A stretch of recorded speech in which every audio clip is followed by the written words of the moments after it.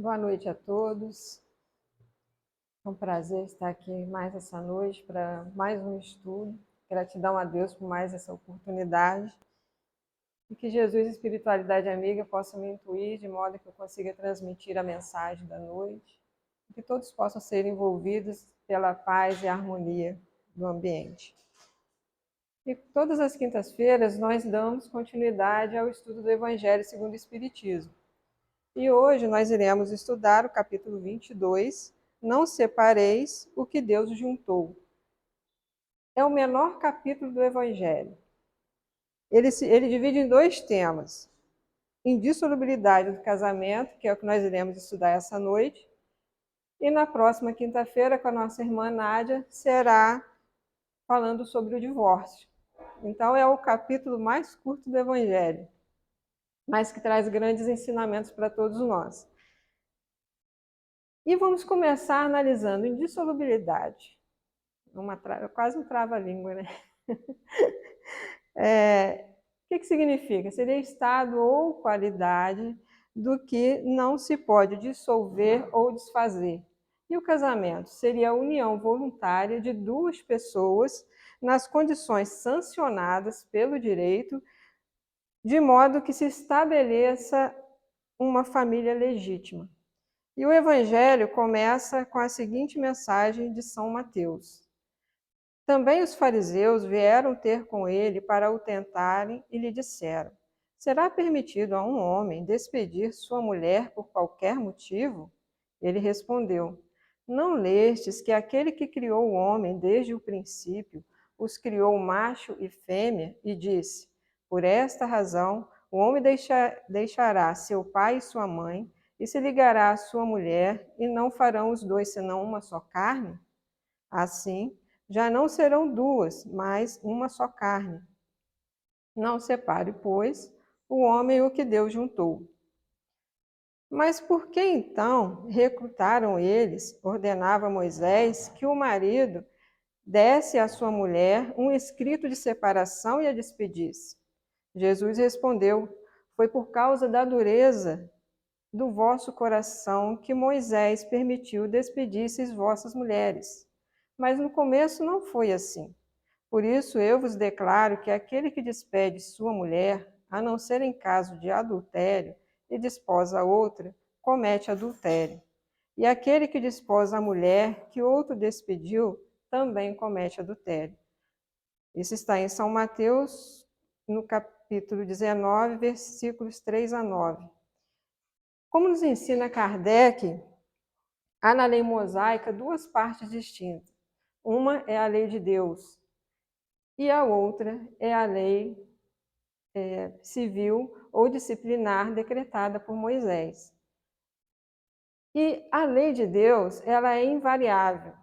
Já a lei civil ou disciplinar, ela muda conforme o costume do povo e o caráter desse povo, e ela modifica-se com o tempo.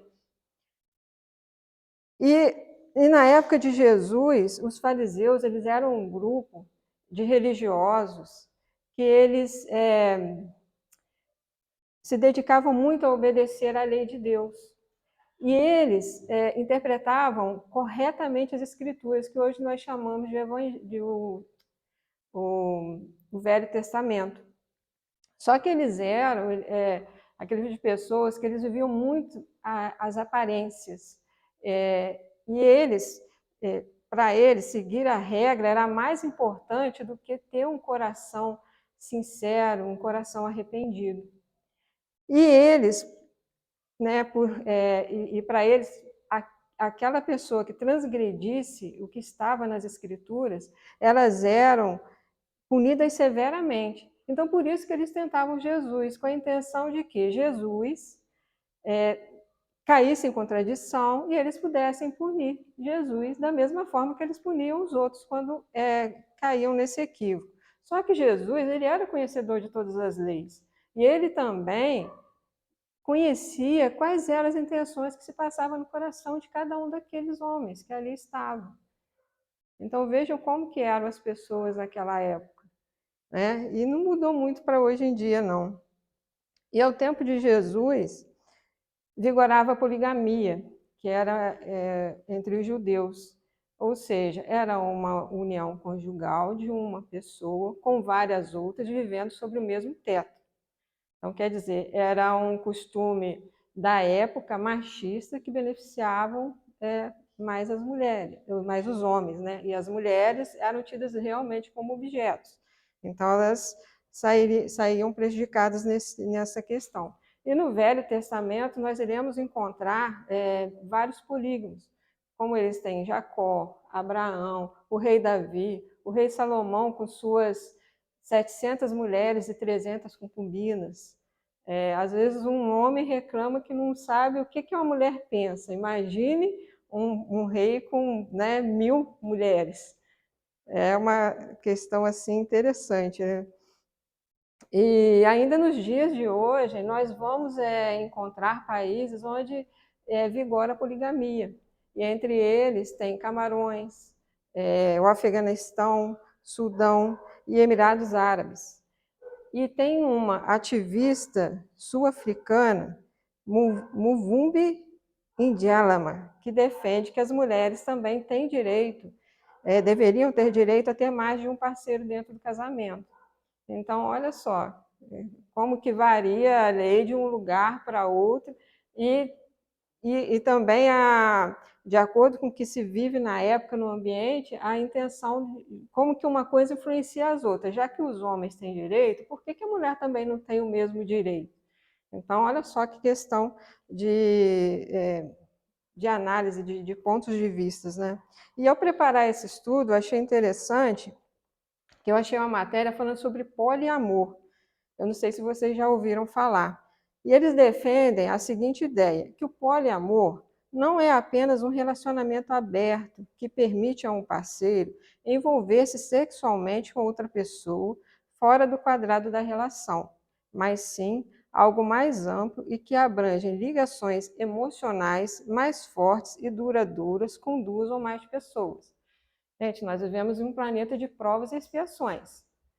Então, esse amor que está se referindo aqui, se a gente for pegar a questão de amor, eros, ágape, esse aqui está se referindo ao amor eros, que é aquele amor ligado ao prazer, ao sexo, à atração física, porque o amor ágape é aquele amor incondicional, aquele amor que se doa, aquele amor que se entrega. Imagine, seria maravilhoso, porque quanto mais se ama, quanto mais o amor é correspondido, quanto mais união há, é melhor. Mas esse amor que eles estão se referindo aqui, que chamam de poliamor, é um amor em que envolve a sexualidade, não só com uma pessoa, mas com várias. Então, às vezes, eles ainda citam um exemplo que hoje, no caso, eles colocaram como se fosse um homem, hoje eu estou com a Mariazinha, mas a Mariazinha hoje está com o outro. Então, já que eu não posso ficar com a Mariazinha, eu vou procurar a Maria. Mas aí acontece que a Maria, ela já está compromissada, ou não está em um dia favorável. Então, ou ele fica sozinho ou vai procurar outra pessoa. Então, nós vivemos nesse mundo de provas e expiações. Então, como que nós vamos trazer isso para a nossa vivência íntima, não é? Pessoal? E existem já alguns países em que esse poliamor é praticado, Estados Unidos, Reino Unido e também aqui no Brasil. Tem lugares que já estão com esse tipo de pensamento. Mas o Espiritismo ele não trata o tema como poliamor, mas com o tema poligamia e monogamia. E eles colocam que entre a poligamia ou a monogamia, qual das duas está conforme a lei natural? No caso, a monogamia.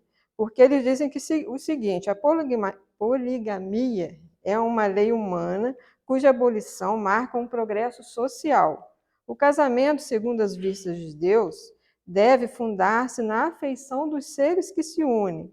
Na poligamia não há verdadeira afeição. Não há mais do que sensualidade. Isso está na questão 701 do Livro dos Espíritos. Aqueles que tiverem interesse em se aprofundar mais nessa questão. Então, quer dizer, o sexo ele não é algo ruim ou negativo.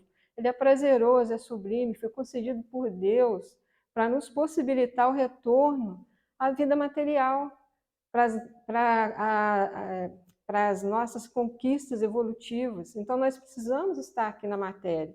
Só que essa energia, ela precisa ser bem desenvolvida, com equilíbrio, com amor. Imaginem uma relação em que essas energias elas se encontram em desarmonia. Isso vai prejudicar, de uma certa forma, o casal em si, né? Então, a gente tem que observar essa questão, desenvolver essa energia com equilíbrio. E quando Jesus nos fala, não separe o homem o que Deus uniu, aqui ele está se referindo à união dos seres ligados por afinidade espiritual, e não por aquelas, e conforme a lei de Deus, e não aquelas em que as pessoas se unem por interesse material, onde o interesse material ele prevalece, ele é maior. E dando continuidade no Evangelho, ele diz o seguinte: imutável, só há o que vem de Deus. Tudo que é obra dos homens está sujeito a mudança. As leis da natureza não são as mesmas em todos os tempos e em todos os países. As leis humanas mudam segundo os tempos, os lugares, o progresso da inteligência. No casamento, o que é de ordem divina é a união dos sexos para que se opere a substituição dos seres que morrem. Mas as condições que regulam essa união são de tal modo humanas que não há no mundo inteiro, nem mesmo na cristandade, dois países onde elas sejam absolutamente idênticas, e nenhum onde não hajam com o tempo sofrido mudanças. Daí resulta que, em face da lei civil, o que é legítimo no país em dada época é adultério noutro país e noutra época. Isso pela razão de que a lei civil tem por fim regular os interesses das famílias, interesses que variam segundo os costumes e as necessidades locais. Assim é, por exemplo, que em certos países o casamento religioso é o único legítimo. Noutros, é necessário, além desse, o casamento civil. Noutros, finalmente, este último casamento basta. E hoje, com a facilidade que nós temos de ter acesso às informações, a documentos antigos, nós podemos observar essa mudança. Por exemplo, na época de Jesus, a mulher que era pega em adultério, ela era apedrejada até a morte. Hoje em dia, essa lei não vigora mais entre nós. E se nós observarmos quantas mudanças nós tivemos nas últimas décadas, e uma delas que nos chama muito a atenção é a união entre as pessoas homoafetivas. E tem uma matéria no STF de março desse ano que ele o tema da matéria é o seguinte: um mês da mulher. Há 12 anos, STF reconheceu uniões estáveis homoafetivas. Segundo o IBGE, na época da decisão, a maioria dos casais de pessoas do mesmo sexo era formada por mulheres. Em maio de 2011, o plenário do Supremo Tribunal Federal, de forma unânime, equiparou as relações entre pessoas do mesmo sexo às uniões estáveis entre homens e mulheres, reconhecendo assim a união homoafetiva como um núcleo familiar. E termina a matéria assim: assim, a decisão ajudou a assegurar a elas direitos já garantidos a todas as mulheres heteroafetivas, como participação em plano de saúde, pensão alimentícia, divisão de bens e licença maternidade em caso de adoção ou reprodução assistida. Então, isso daqui é um grande avanço para essas pessoas.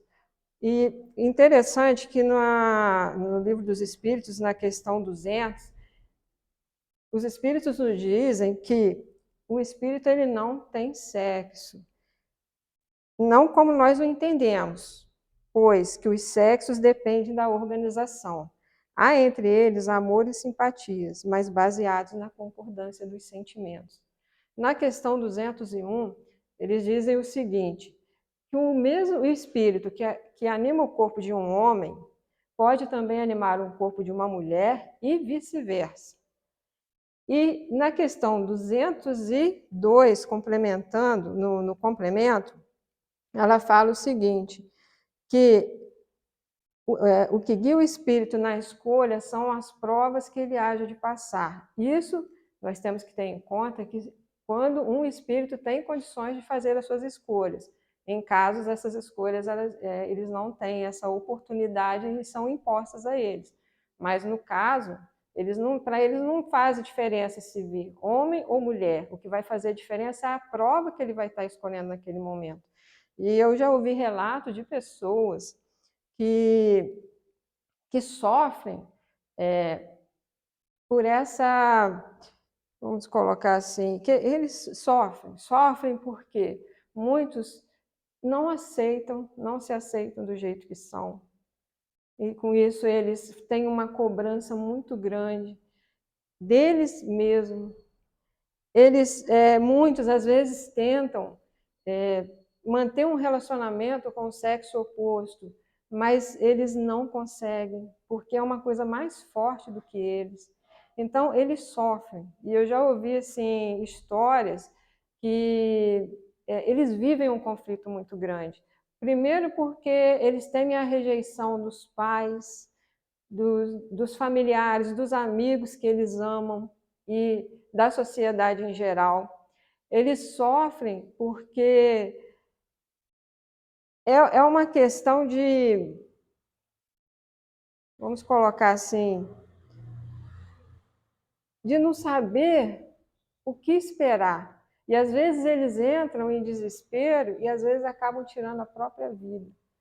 Isso porque, de uma certa forma, a sociedade ainda julga, né? Às vezes muitos sofrem perseguições, mesmo ainda nos dias de hoje, mesmo com essas leis né, que eu acabei de ler aqui, que foi aprovada, e existem outros países como Holanda, Bélgica, África do Sul, Argentina, Estados Unidos, Taiwan, Chile, todos eles já legalizaram a união homoafetiva.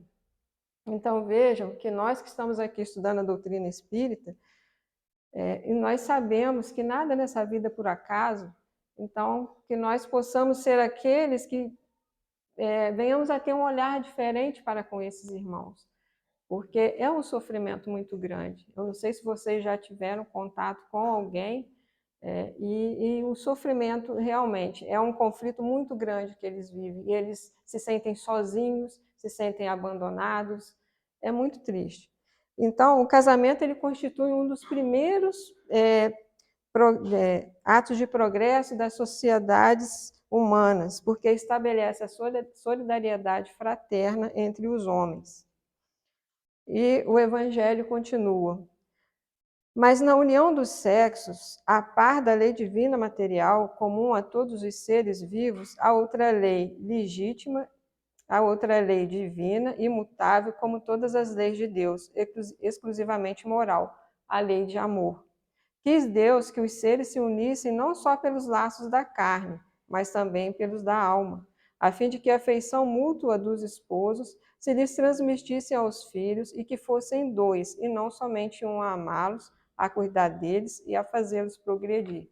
Esse pedaço aqui é muito interessante porque geralmente é uma cobrança muito grande do homem em cima da mulher com relação ao filho, que a responsabilidade é da mulher. É a mulher que tem que se virar nos 30, é a mulher que tem que educar, é a mulher que tem que fazer, não. São os dois. O compromisso é dos dois. Então, a partir do momento que um casal tem um filho, é compromisso dos dois essa responsabilidade com o filho. Nós não podemos ficar jogando, está faltando atitude da sua parte, não, é os dois.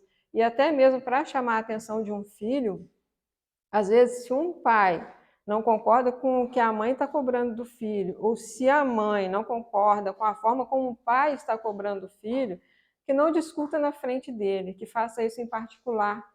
Porque a partir desse momento que começam a ter discussões na frente da criança, os pais acabam perdendo a autoridade, porque a criança não sabe a quem que ela vai obedecer, porque eles entram em conflito, então tira a autoridade de um e de outro. E ele continua dizendo, nas condições ordinárias do casamento, a lei de amor é tida em consideração? De modo nenhum. Não se leva em conta a afeição de dois seres que, por sentimentos recíprocos, se atraem um para o outro. visto que as mais das vezes essa afeição é rompida. O de que se cogita não é da satisfação do coração, e sim do orgulho, da vaidade, da cupidez, numa palavra, de todos os interesses materiais. Quando tudo vai pelo melhor consoante esses interesses, disse que o casamento é de conveniência, e quando as bolsas estão bem aquinhoadas, disse que os esposos igualmente o são e muito felizes hão de ser. Então, como nós já vimos, o sexo, ele ele é concedido por Deus para nos possibilitar o retorno à vida material, né, necessária para as nossas conquistas evolutivas. Mas o sexo sem amor é uma união de instintos inferiores e que podem ocasionar relacionamentos sem futuro, sem compromisso e com grandes possibilidades de contrair mais débitos ainda. Porque uma união, quando ela é baseada no amor verdadeiro, nada pode afastá-los, nem mesmo a desencarnação, porque esses espíritos eles continuam juntos por essa vibração tão sublime que é o amor. Então, olha como que é importante essa questão. É sempre o amor. Nós temos que quanto mais eu estudo, quanto mais eu leio, eu vejo que nós temos que aprender a nos amar. E nós ainda estamos caminhando. Então, quando nós nos dispomos a entrar em um relacionamento, nós temos um período que é aquele período de namoro, de noivado, e é nesse período que nós temos a oportunidade de conhecer o outro. Nós vamos observar o comportamento do outro, saber o que ele está, a forma como ele age, os tipos de vício que eles possam ter. Então, é um período que a gente começa a observar. Será que é uma pessoa tranquila? É uma pessoa agitada? Como que ele é em casa? Será que vai ser assim comigo? Então, é esse período de namoro que nós temos a oportunidade de analisar. Será que ele ou ela é aquele tipo de pessoa controladora, que quer me impor as coisas? Até mesmo a questão da religião é um ponto que tem que se observar. Porque quando um é de uma religião e o outro comunga de outra religião, tem que ter uma maturidade muito grande para que os dois consigam viver bem, independente das religiões que eles estejam seguindo. Então, é um ponto muito importante. E Emmanuel fala em uma dessas obras a respeito da questão do casamento. E, às vezes, aquela pessoa que pensa assim, depois do casamento ele muda ou ela muda. Nem sempre. A maioria das vezes a tendência é que a pessoa case e piore. São raros os casos em que a pessoa começou um namoro, vendo às vezes a situação do outro e continua, casa e depois às vezes piora, com pouco tempo acabam se separando. Então, o período de namoro, de noivado, ele é maravilhoso. É aquele período em que as pessoas pensam no dia do casamento, nas roupas que terão que comprar, no enxoval. A família está ali vibrando junto, com aquela alegria de ver, né, chegar o dia. Então, é uma festa. Isso é bacana, é normal, é natural, é maravilhoso. Agora, o que acontece é que as pessoas esquecem do compromisso que eles irão assumir após o tão famoso sim. Porque depois do sim é que as coisas começam né? Depois do sim é que o negócio começa a ganhar vida. Então, o casamento, a união, se ela não for baseada no amor, aí o negócio fica mais difícil. Por quê? Quando se tem amor, há compreensão, há perdão, há renúncia, há cumplicidade, há romantismo, há diálogo, que às vezes que nós vemos hoje em dia falta muito entre os casais. E é engraçado que uma época um padre falando a respeito de um preparo que ele faz antes do casamento, e ele falou o seguinte, que no período de namoro tudo é bonito. Os animais, eles são lindos, né? Que aí fica assim, é meu gatinho, minha gatinha, minha ovelhinha, meu ursinho. Aí depois que casa, os bichos crescem, né? O seu cavalo, a sua égua. Isso me marcou muito quando o padre falou isso. E é interessante, porque acontece mesmo. Ai. Então, após o casamento, os desafios eles irão surgir. E como resolver esses desafios? Como? Aquele que pensa que casou, achando que encontrou o príncipe ou a princesa dos sonhos, cuidado, que às vezes pode se decepcionar. Por que eu digo isso? Porque todos nós ainda temos defeitos, ainda temos manias, nós ainda somos espíritos que estamos em aperfeiçoamento. Não existe parceiro perfeito, não existe parceira perfeita. Um acaba complementando o outro, então não existe. Então, a gente tem que tomar muito cuidado quando pensa nessa questão de príncipe encantado ou de princesa.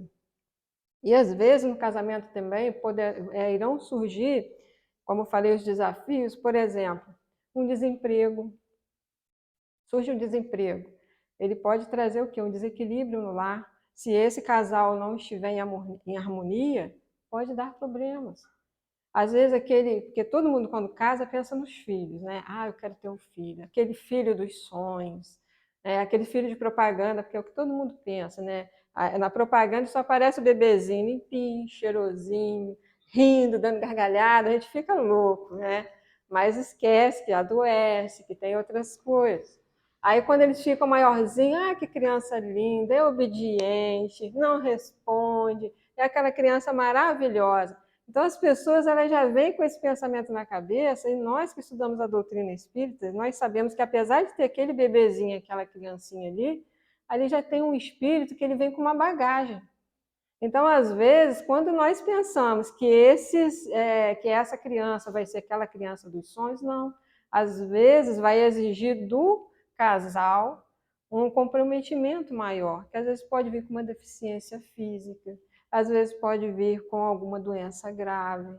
Então, olha quantos são os desafios. Sem falar também que às vezes o próprio parceiro ou a parceira venha ficar doente ou ter algum tipo de doença grave, para testar o quê? Aquele amor que muitos juram no altar, não é? Naquela questão, na saúde, na doença, na riqueza, na pobreza, na alegria e na tristeza. Aí na hora que nós vamos ver. Eu agora em dezembro vou completar 24 anos de casado. Então, quer dizer, nesses 23 anos e 4 meses, vocês acham que tudo foi um mar de flores? Um mar de rosas? Não. Nós tivemos altos e baixos. Dias em que deu vontade de chutar o balde? Sim, tanto eu quanto ele. E aquele que disser, e a responsabilidade, que em um relacionamento nunca teve altos e baixos, ou que teve vontade de tirar, de separar, ou de que atire a primeira pedra. E eu me escondo aqui. Porque é justamente nessas horas em que nós somos chamados realmente para testemunhar o nosso amor, para testar a nossa paciência, a nossa compreensão. Até onde que vai o nosso amor realmente? Então, olha o compromisso, não é? E tudo que se une por sintonia tem laços duradouros. Porém, aqui as uniões que se baseiam nas questões materiais, no interesse material, elas são passageiras. Elas são passageiras. Porque não existe amor, existe às vezes o egoísmo, o orgulho. Então, aquelas pessoas que pensam que o dinheiro compra o amor, não compra. Dinheiro não compra o amor. E aqueles que se casam no interesse da aparência física, a velhice chega. Aqueles que casam pensando em questões financeiras, um dia o dinheiro acaba. Então, tudo é questão de... tudo que é material, tudo passa, tudo é passageiro. A única coisa que não passa é o amor. Isso é uma conquista nossa. Quando nós conquistamos o outro, não só na questão do casamento, na questão da amizade, é uma coisa que nós iremos levar para o outro lado. é uma questão de afinidade e de amor verdadeiro mesmo. Eu ia contar um negócio aqui, mas não vai dar tempo. Tipo, aí, dando continuidade aqui no Evangelho, nem a lei civil, porém, nem os compromissos que ela faz se contraiam podem suprir a lei do amor, se essa não preside a união, resultando frequentemente separem-se por si mesmo os que à força se uniram. Torna-se um perjúrio, se pronunciado como fórmula banal, o juramento feito ao pé do altar. Daí as uniões infelizes que acabam tornando-se criminosas, dupla desgraça, que se evitariam estabelecerem-se as condições do matrimônio, se não abstrair-se da única que o sanciona aos olhos de Deus, a lei de amor. Então aqui, como nós vimos, as leis humanas, elas mudam, elas se adaptam conforme o tempo, a época e ao costume. E a lei de Deus não. A lei de Deus, ela não se altera, ela é a mesma. Durante séculos, podem passar séculos, milênios, a lei de Deus, ela não muda, ela é invariável. E eu achei interessante no livro, Estudando a Mediunidade, de Martins Peralva, ele classifica o casamento em 5 itens. Vamos ver em qual desses itens aqui que a gente se encaixa. No primeiro que ele fala, são os casamentos acidentais. Se dá por efeito de atração momentânea de almas ainda inferiorizadas. Então, quer dizer, essas daqui são aqueles tipos de... quando a pessoa ainda está muito presa à questão da matéria, à sexualidade, à atração física, aquela coisa sem o envolvimento mesmo, aquela afinidade espiritual. Então, está mais assim, carne a carne. Depois tem os casamentos provacionais, reencontro de almas para reajustamentos necessários à evolução delas. São as mais frequentes. Acredito eu, a maioria de nós se encontra nesse tipo de casamento provacional, porque são casamentos em que nós somos desafiados todos os dias, no dia a dia, na convivência, dentro do lar, com o marido, com os filhos. Então, é uma prova. Ter, assim, aquela paciência com o marido ou com a esposa, né? Colocar ali na balança, vamos colocar assim, né? Os altos e baixos. Então, é aprovacional, a maioria de nós vai na fé que é. Sacrificiais, Deus permite aí o reencontro de alma iluminada com alma inferiorizada, com o objetivo de redimir a que se perdeu pelo caminho. Aqui eu tenho um exemplo de André Luiz, da obra O Nosso Lar, a mãe dele. Vocês, quem já leu a obra ou assistiu ao filme, vai se lembrar que a mãe dele iria fazer o quê? Ela iria reencarnar para ajudar o marido que ficou no umbral, e junto com ele também as 3 mulheres que foram amantes dele viriam como filhas desse casal. Então ela é um exemplo aqui desse casamento sacrificial, quer dizer, ela já estava num plano mais elevado, ela iria descer para poder conseguir auxiliar o marido, né? No caso o pai de André Luiz, que foi o marido dela aqui na Terra. Existem os casamentos afins, pela lei de afinidade, reencontram-se corações amigos para a consolidação de afetos. Esses daqui são aqueles casais em que existe assim um carinho às vezes, muito grande entre um e outro, que dá gosto às vezes assim da pessoa ver. Aquele casal que não tem, como se diz assim, eles estão ali realmente mesmo só estreitando laços. É aquela coisa gostosa, aquela afinidade, um compreende o outro, um entende o outro. Então, esses são os casamentos afins. E agora, por último, os casamentos transcendentes. São almas engrandecidas no bem, que se buscam para realizações imortais. Aqui nós temos como exemplo, e assim, no meu ponto de vista, é Allan Kardec e a sua esposa Amélie, porque eles foram um casal que, vejam o que eles fizeram, né, o que Kardec fez pela doutrina espírita, e ele não teria conseguido sozinho, sem o apoio da esposa. Então, eu assim, na minha opinião, acredito que Allan Kardec e a esposa dele se encaixem nesse tipo de casamento. E teve uma entrevista que eu achei muito interessante de um casal de idosos, acho que eles estavam completando 50 anos de casamento, se eu não me engano.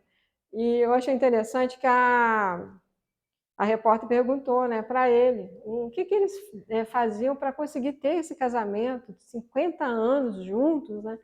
E ele fala que ele citou assim um exemplo de carinho pela esposa, aquelas bisnagas de pão que vendia antigamente grande, e ele, ele virou e falou que ele cortava o bico do pão, que era a parte que ele mais gostava da bisnaga, para dar para a esposa, porque ele amava a esposa, então ele queria agradar a esposa, ele cortava o bico do pão para dar para ela.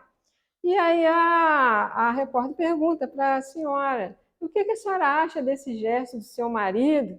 Ela virou e falou assim, minha filha, 50 anos comendo essa ponta de bisnaga de pão e eu detesto, eu não gosto, mas eu comi para não magoá-lo. Então veja que aqui nós temos uma situação, dois pontos de vista. Uma, que ele, por amor a ela, queria agradar e dava parte do pão da bisnaga que ele mais gostava. Ela, para não magoá-lo, aceitava a bisnaga e nunca falou com ele que não gostava. Então, quer dizer, o que está faltando nesse casamento? Diálogo. Apesar de ser um gesto de amor e de compreensão, se tivesse o diálogo, se ela tivesse falado com ele que não gostava daquele pedacinho do pão, não é? Então, são pontos de vistas. E o Evangelho continua. Será então supérflua a lei civil e deve-se arvolver aos casamentos segundo a natureza? Não dê certo. A lei civil tem por fim regular as relações sociais e os interesses das famílias de acordo com as experiências da civilização. Por isso, é útil, necessário, mas variável. Deve ser previdente, porque o homem civilizado não pode viver como selvagem. Nada, entretanto, nada absolutamente se opõe a que ela seja um corolário da lei de Deus.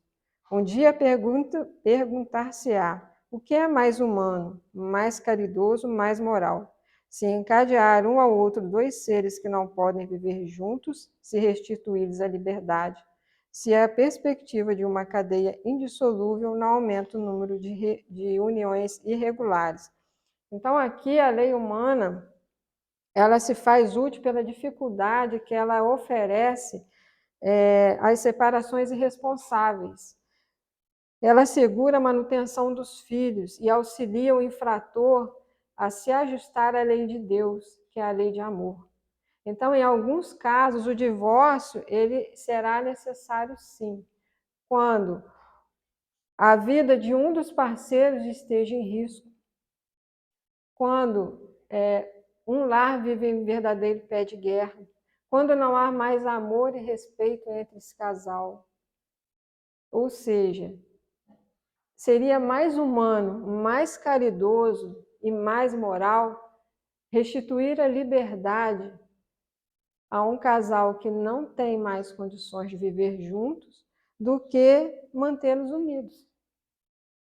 E às vezes aquele que pensa assim, eu estou nessa existência, eu vou continuar casada, eu vou aturar ele até o fim, porque eu não quero mais saber dele nunca mais na minha vida. Se engana, porque se nessa existência você aprendeu a aturar o seu marido, ou aprendeu a aturar a sua esposa, vai vir numa próxima existência para aprender a amar essa pessoa.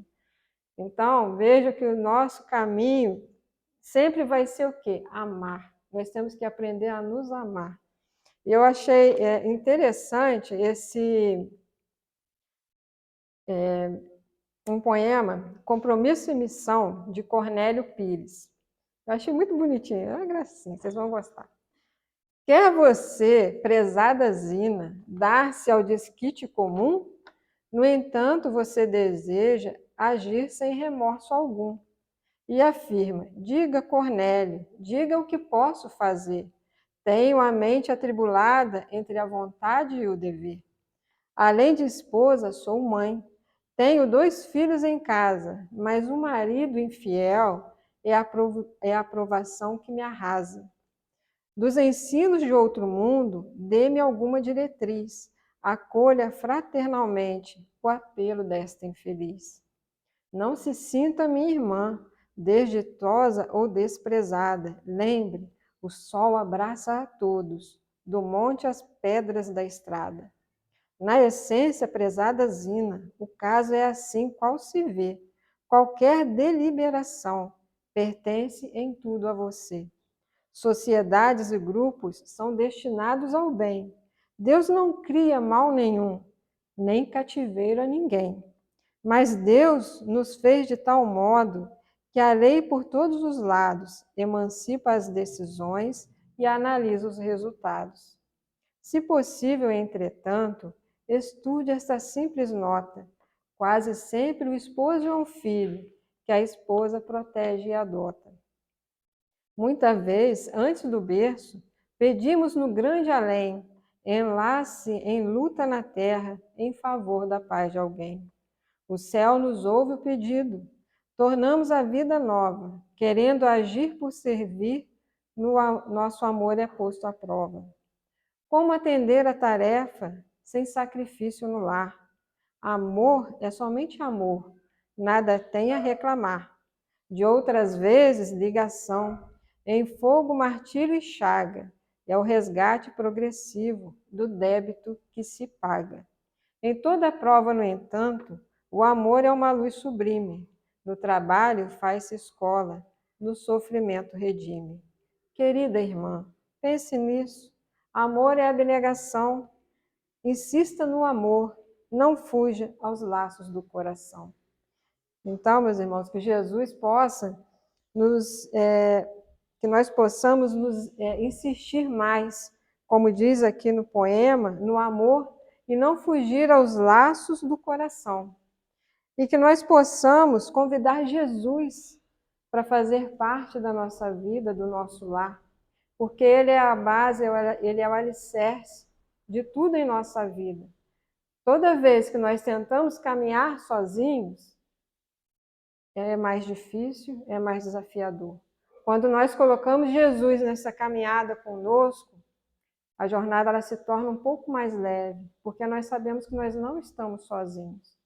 Então, que nós possamos convidar Jesus para estar sempre presente em nosso relacionamento amoroso, no nosso lar, na nossa vida e na sociedade em geral. Muito obrigada, uma boa noite a todos, que Jesus possa nos acompanhar neste restinho de noite. Muito obrigada.